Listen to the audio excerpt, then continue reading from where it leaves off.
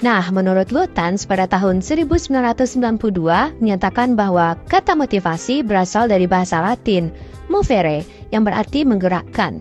Dalam konteks manajemen, motivasi adalah proses yang menentukan seberapa besar usaha yang akan dicurahkan seseorang dalam melaksanakan pekerjaannya.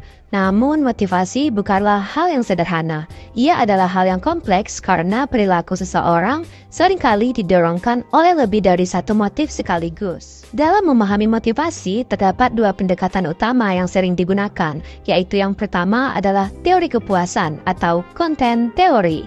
Teori ini berfokus pada apa yang memotivasi seseorang seperti kebutuhan dasar, keinginan akan pengakuan, serta kepuasan dalam bekerja. Sedangkan yang kedua adalah teori proses atau proses teori.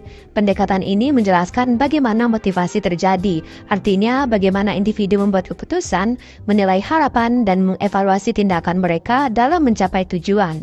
Kedua teori ini memberikan landasan penting dalam memahami perilaku kerja dan cara memotivasi seseorang secara efektif. Selain teori-teori klasik, terdapat pula pendekatan kontemporer dalam memahami motivasi kerja. Salah satunya adalah teori harapan atau expectancy theory yang dikembangkan oleh Viktor Fromm. Teori ini menyatakan bahwa motivasi seseorang bergantung pada harapan, bahwa usahanya akan menghasilkan kinerja yang baik, dan kinerja tersebut akan menghasilkan imbalan yang diinginkan. Dengan kata lain, individu akan termotivasi jika mereka percaya bahwa kerja keras mereka akan membawakan hasil yang bernilai. Selanjutnya ada teori tujuan atau goal setting theory yang dikemukakan oleh Edwin Locke. Teori ini menjelaskan bahwa tujuan yang spesifik dan menantang dapat meningkatkan kinerja seseorang secara signifikan. Ketika individu memiliki target yang jelas, mereka akan lebih fokus, berkomitmen, dan berusaha lebih keras untuk mencapainya.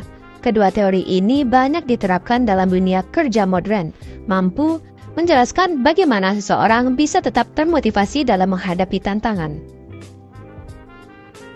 Nah, selanjutnya kita akan membahas mengenai teori kepemimpinan. Kepemimpinan adalah proses mempengaruhi dan mengarahkan orang lain untuk mencapai tujuan bersama dalam organisasi. Namun, menjadi pemimpin bukan hanya soal memberi perintah atau instruksi. Lebih dari itu, seorang pemimpin harus mampu menginspirasi, memberi teladan, dan membimbing bawahannya menuju visi yang telah ditetapkan. Kepemimpinan yang efektif adalah perpaduan antara arah yang jelas dan kemampuan membangkitkan semangat tim, karena pada akhirnya, pemimpin yang baik adalah mereka yang mampu menggerakkan hati, bukan hanya mengatur langkah. Dalam mempelajari kepemimpinan, para ahli mengembangkan berbagai pendekatan untuk memahami bagaimana seseorang bisa menjadi pemimpin yang efektif. Pendekatan yang pertama adalah pendekatan sifat atau trait theory. Teori ini meyakini bahwa pemimpin dilahirkan. Mereka memiliki sifat-sifat bawaan seperti rasa percaya diri, karisma, kecerdasan, dan keberanian yang membedakan mereka dari yang lainnya. Pendekatan yang kedua adalah pendekatan perilaku atau behavioral theory. Berbeda dari sebelumnya, teori ini fokus pada apa yang dilakukan oleh pemimpin, bukan siapa mereka. Contohnya, ada pemimpin yang bersifat otoriter, yang memerintah secara tegas, dan ada pula yang partisipatif, yang melibatkan tim dalam pengambilan keputusan.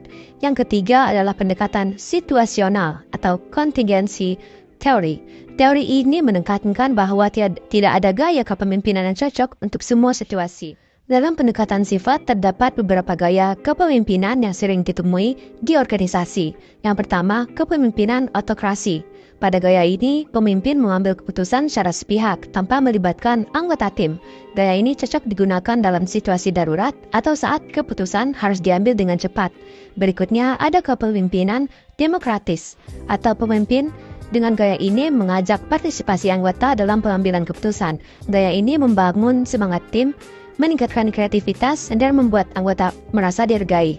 Dan yang ketiga adalah kepemimpinan laissez-faire, atau gaya ini memberikan kebebasan penuh kepada anggota tim untuk mengambil keputusan sendiri.